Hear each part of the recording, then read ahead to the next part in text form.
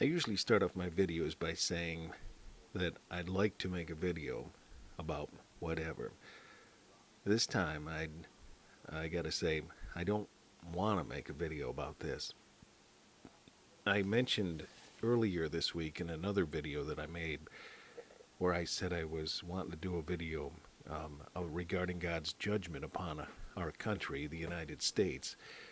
And well, let me say this first. This video is really geared towards Christian people, so if you're not a Christian person, I would suggest you beat feet out of here because you're not going to like probably what I have to say.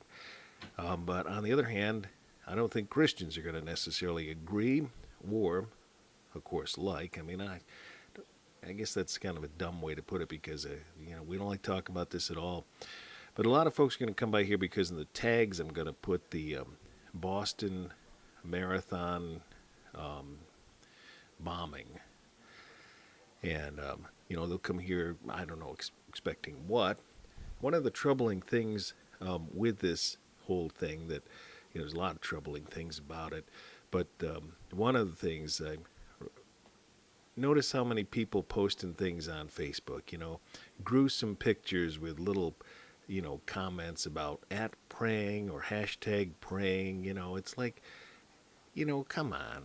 We don't need to see those images, okay? Put something up where it mentions that you're praying, but we don't need to see a bloody scene. And I'm fearful that there's too many young people that are kind of intrigued by this and want to see, the sad pictures. I mean, it made me absolutely sick, as I'm sure it did you all. To see those well, just to see the explosion and just comprehend or try to comprehend or the sadness of it all, the people's lives who've just totally been changed. Now I've got diabetes, and one of the fears that I have with this disease is that one day I might lose a toe, or worse yet, a foot or a leg. But here's some folks who, were very likely, some of these folks, athletic, and they went there, wanting to use their body and prove to themselves that they could endure and finish a race. And now they don't have legs. They don't have feet. What a horrible thing. What horrible memories. I want to say this too at the onset here, and this isn't going to be a long video, but I want to just say my prayers are for those folks that have been injured, for the ones who've lost family members, the ones who have just a terrible scarred memory of an awful event. And it's also my prayer that the ones who've done this will come to justice. And that's also a fearful thing because this country of ours is so degenerate. I heard some news report this morning as I was coming back from taking my children to the bus stop, and they were talking about the bombing, of course. But then there was a separate news report where they said it is now something about the fact that it's been verified that the United States tortured terrorists, and I'm thinking, well, how totally, I just don't even want to describe it. I mean, how idiotic. First they're talking about this terrible event, and then they go into another news story where they're talking about, and what? They waterboarded them? What? For crying out loud. I mean, we're in such a weirded out, whacked out, godless age. And that's really where it stems, and this is the point where a lot of folks ain't going to agree with this, but this is God's judgment. You might say, well, how can you say that? How can you associate God with this? Well, I'll make it clear. God did not do this or have a hand in it happening, but God allowed it to happen. Because it says, and I've quoted this verse a number of times here in different videos over the past couple months. It says in Romans 1, because that when they knew God, they glorified him not as God, neither were thankful, but they became vain in their imaginations, and their wicked heart was darkened. When they knew God, it said, they glorified him not as God. These people, some of these folks have somewhat of a sense of God, but yet they don't glorify him as God. They don't think of him as, well, the all-holy being that he is. I mean, folks, you'll hear him all the time say, if there is a God in heaven, how could he allow such and this and that? This is not the question. We are responsible for this, because it says, once again, because when they knew God, they glorified him not as God. This is talking about, very likely, Christians. Neither were thankful, but they became vain in their imaginations. Their wicked heart was darkened. There's so many folks that there's so many vain things. God's name is being used in vain constantly by Christians. I even see the OMG. That's vanity. But then you want to take it another step. The folks that go on and pride themselves with all these different forms of the name of God, that you got to say it a certain way and you got to write it a certain way and all that. That's taking God's name in vain, because you're putting yourself above other people by using God's name. It's vain. They became vain in their imaginations. Their wicked heart was darkened. My daughter was talking about it, this event last night, and said of the fact that this is now, history. And this is going to be in the history books.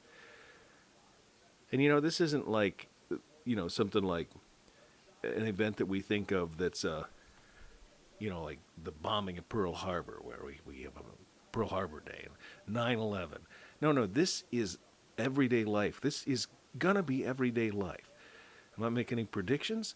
I have no knowledge of anything that's about to occur. I say that because I'm sure even in this day and age, my video and me speaking about this is being monitored. And I'll say I am unaware of it, except for the fact that we see the order of events throughout history. Sodom and Gomorrah. One of the instances of what showed the degradation of that society was the homosexuals. That's where it went, and that's kind of like the end. When Paul was writing to Rome before its destruction, homosexuality was yet another instance of what caused God's wrath and why that is no longer an empire. Because a few verses after the one that I just quoted, it says, once again, even as they did not like to retain God in their knowledge. It doesn't say even as they did not have God in their knowledge. It says even as they did not like to retain God in their knowledge. God gave them over to a reprobate mind to do those things which are not convenient. And I submit to you the occurrence of things that occurred there in Boston were not convenient for anybody. Not convenient for all the folks that had to help out. And it was a great thing of all the folks that did help out.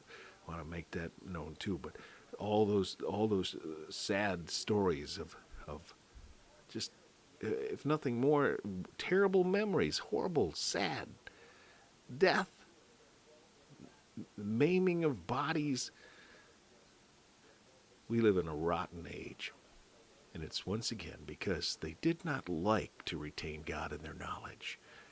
Oh my God, oh my God, oh my God, oh my God, oh my God, oh my God, oh my God. You hear little kids saying that because they do not retain God in their knowledge. They don't consider the fact that they're using God's name in vain. You say, oh, that's nothing. This is the kind of stuff that we've been lowered to. We have no respect of God. We do not love the Lord our God with all our heart and with all our soul and with all our mind. And evidences of these things show that the second most greatest commandment is also not attained to when we do not love our neighbor as ourselves. And you say, well, I didn't have nothing to do with it. We sure did. Because somebody more likely passed by that person or those people that did this stuff and never give them opportunity to know about the love of God.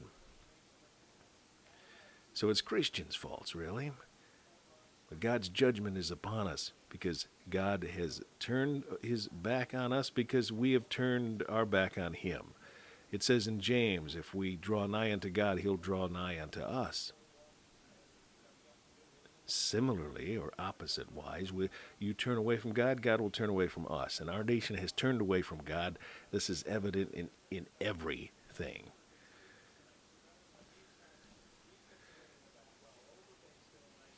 like I said, this is going to be a way of life. This is the way things are going to be so long as our country remains separate from God.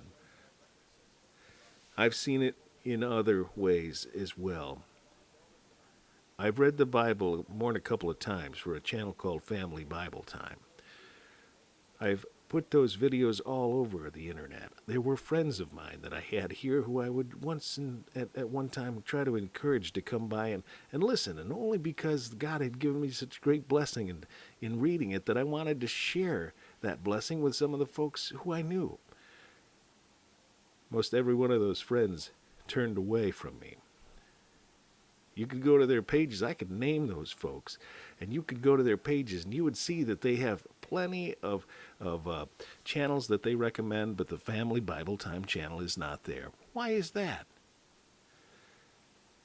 One of the things was I was talked about behind the scenes by one particular fellow who's made his way back to YouTube, and wouldn't be surprised if he starts rearing his head up again and trying to talk down that channel of the Family Bible Time. But the point is, I don't see too many people really commenting on the videos there. Don't see the view count go up too much. I read through the chronological Bible, and videos that are a year and a half old have about 12 views. That's an unbelievable, and it's just the state of our time. I mean, I've also posted some of those videos on Facebook, and none of them. I mean, I think I posted the whole chronological Bible. None of them have more than 5 likes. In fact, the majority of them, I'd say 99%, and that's conservatively, even have 1 like. Which, God sees that, and it grieves him more so than it does myself. It grieves me pretty bad. But God's judgment is upon us. And I'm sorry to say that, but we're going to see more of the same, like I say. We need to get back to the hearing and doing of God's Word.